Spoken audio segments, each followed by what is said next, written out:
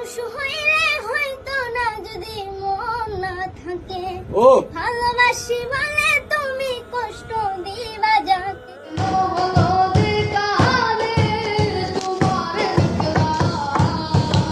Hello বন্ধুরা, সবাই কেমন আছেন? আশা করি প্রত্যেকেই ভালো আছেন। গাইস, আজকের ভিডিওতে দেখাবো খালি কণ্ঠের গাওয়া এমন 5টি গান যে গানগুলো বর্তমানে বেশ জনপ্রিয়।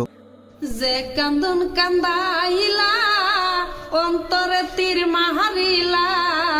গাইস, খালি কণ্ঠের গানগুলো শুনতে একটু ভিন্ন রকম ভালো লাগা কাজ করে। কোকিল রে তুই দেখতে কালা।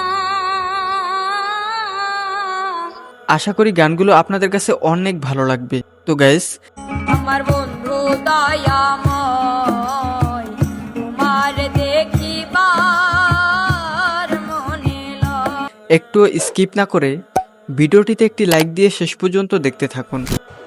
এই সময় কম, শুরু করো। তো গাইস, চলুন শুরু করা যাক। 1 নম্বরে রয়েছে সিঙ্গার রাবিয়া। শুধু মানুষ হইলে হইতো না যদি মন না থাকে। ও ভালোবাসি বলে তুমি কষ্ট দিবা যাকে তাকে। গাইস, এই ক্ষুদে শিল্পী ভাইরাল রাবিয়ার গান কম বেশি সকলেই শুনেছেন। অরে কি লাভ হইল এক মোরারে আবার মারিল।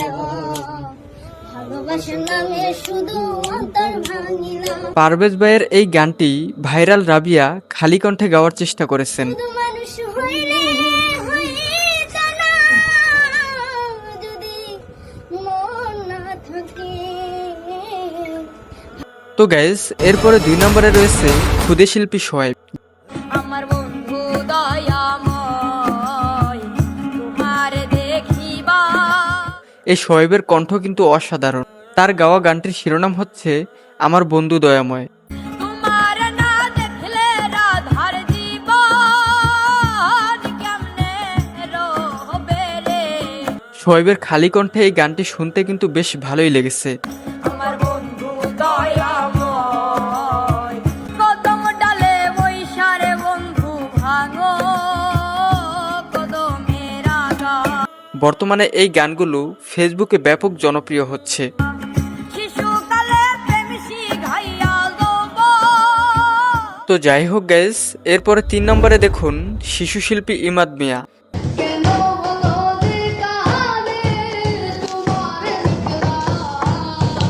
গাইস, ইমাদের জনপ্রিয় বেশ কিছু গান রয়েছে।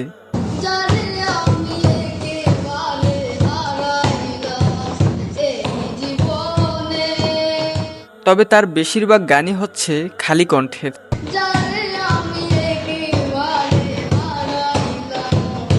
গাইস, মূলত স্কুলের অনুষ্ঠানে ইমাদ মিয়া গান গাইতো।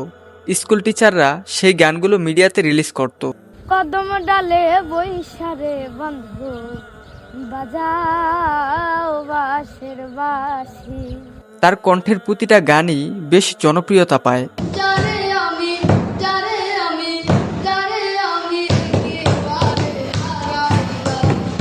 তো গাইস, এরপরে 4 নম্বরে দেখুন বর্তমান সময়ের ফেসবুকে বেশ জনপ্রিয় শিল্পী মার্জিনা আপু। কোকিল রে তুই দেখতে কালা। মার্জিনা আপুর কণ্ঠের গানগুলো শুনে অনেকেই তার ভক্ত হয়ে গেছে। ও প্রাণ কোকিল রে। তো গাইস, মার্জিনা আপুর কণ্ঠের প্রতিটা গানেই রয়েছে আবেগ মাখা সুর। নিষেধ করি কোকিল তরে। তার কণ্ঠের গানগুলো শোনা মাত্রই যেন হৃদয়ে জায়গা করে নেয়। যে কান্দন কান্দাইলা অন্তরে তীর মাহারিলা।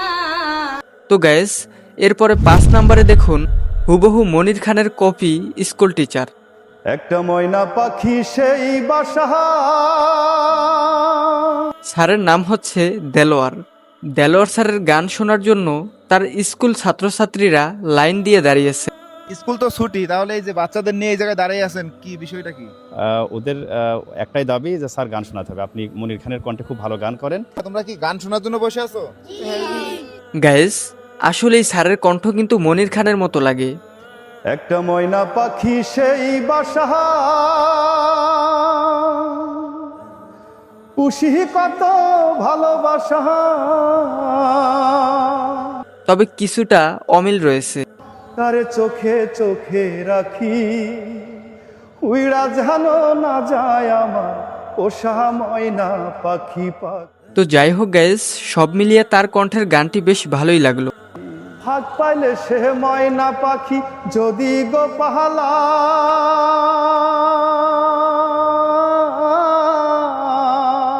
গাইস, খালি কণ্ঠের গান আপনাদের কাছে কেমন লাগে, বিশেষ করে কার কণ্ঠের গান আপনার কাছে সবচেয়ে বেশি ভালো লেগেছে, অবশ্যই কমেন্ট বক্সে লিখে জানাবেন।